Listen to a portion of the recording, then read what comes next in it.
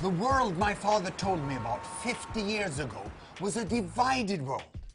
It looked like this. Each bubble is a country. Size is population. Blue, Africa. Red, Asia. Yellow, Europe. And green, the Americas. Vertical is child mortality. From 30% of children dying before the age of 5 down to almost zero child death. Horizontal, number of babies born per woman. From 8 to less than 2. But most countries were up here. Women had 6 to 7 children. Child deaths were frequent. Almost every family lost one or more children.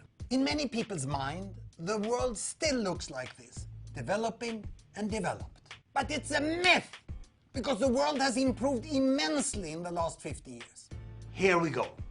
Year by year, child mortality fell in almost all countries, and as child mortality fell, women chose to have fewer and fewer babies, and that enabled them to invest more time and resources in each child. By 1990, some of the so-called developing countries had already made it down here. Some were in between, and a few remained up here with very high child mortality. Ethiopia had hardly moved at all. It had passed through decades of famines and political turmoil. Many people think that Ethiopia is still stuck up here. But look what happens after 1990. With improved access to health service in rural areas and well-spent aid, child mortality falls dramatically in Ethiopia. And with better access to family planning, women choose to have fewer and fewer babies. Ethiopia has come halfway and is moving quickly down to this corner. But Ethiopia still faces many challenges. I will split the Ethiopian bubble.